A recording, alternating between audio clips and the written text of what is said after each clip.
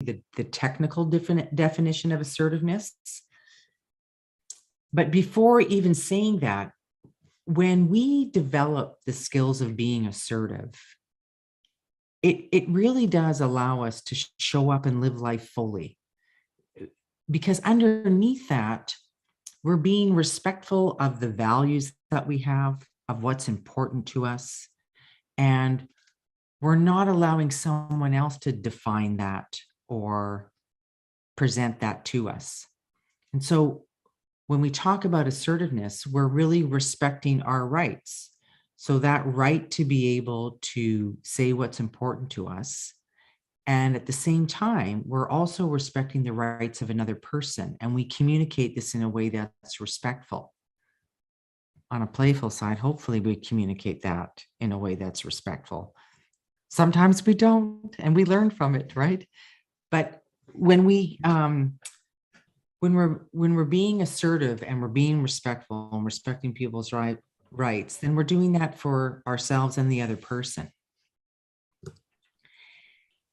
And when we get better at building our assertiveness skills, we get better at expressing our needs.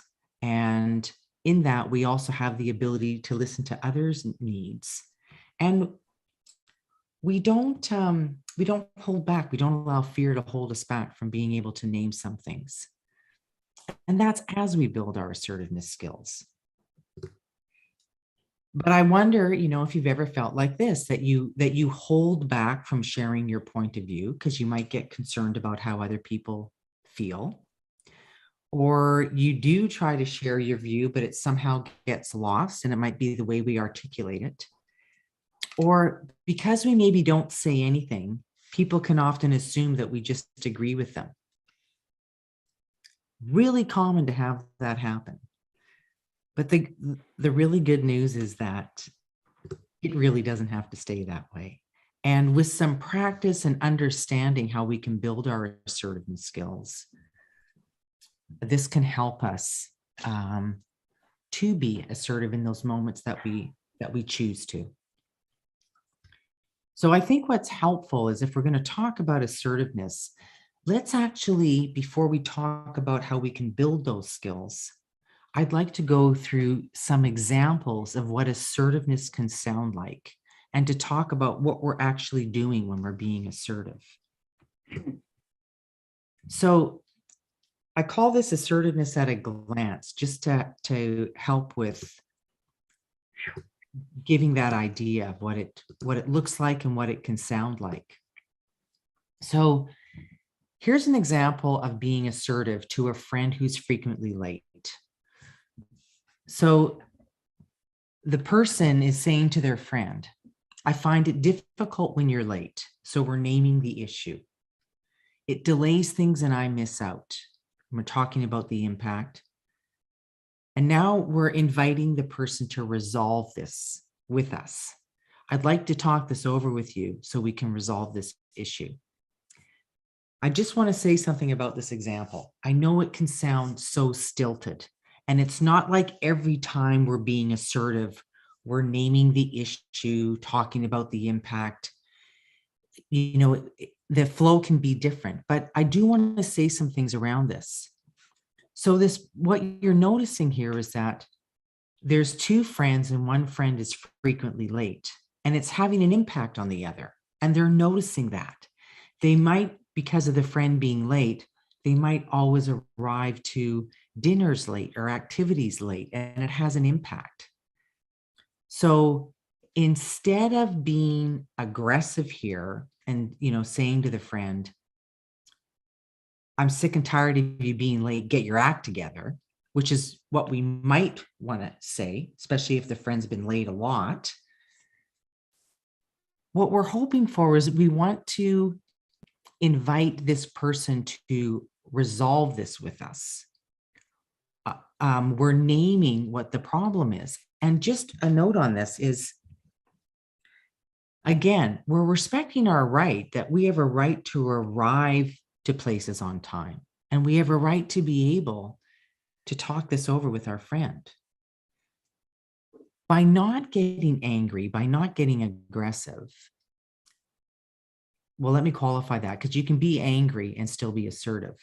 But by not being aggressive, it also respects the right that we're going to let this friend talk this through with us and resolve this with us, because maybe something's going on for them.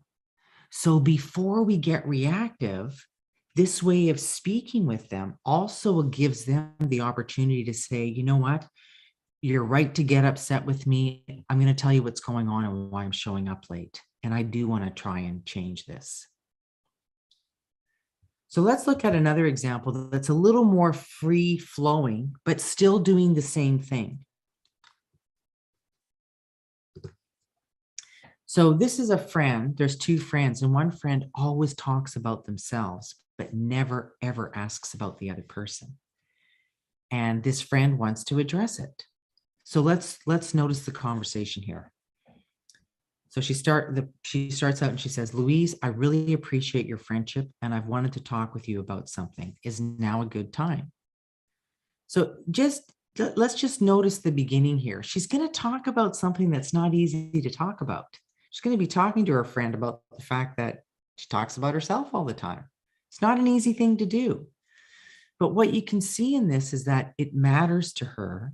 The friendship matters to her. So she does want to address it. And I'm going to say something about our choice to be assertive in a moment. And she goes on and she says, I've noticed when we get together that I ask a lot about you, but I feel like my experiences are left out of the conversation. So here she's talking about the actual issue. She's naming it. And she's saying, you know, I feel left out, but I'm taking an interest in you, but I'm not feeling like it's reciprocated. Now she puts a request forward. She's still saying that she wants this friendship. I'd like this to be a mutual friendship where we take an interest in each other. I'd like to talk about this with you and get your thoughts. So again, a few things I want to say around being assertive here. She's talking about something difficult, and she does have a right in this friendship to talk about what her experience is. But if she wants to talk about it in a way that actually invites conversation and invites conversation that can work towards talking this through, coming up with a resolution, just being able to talk it through and see what's possible.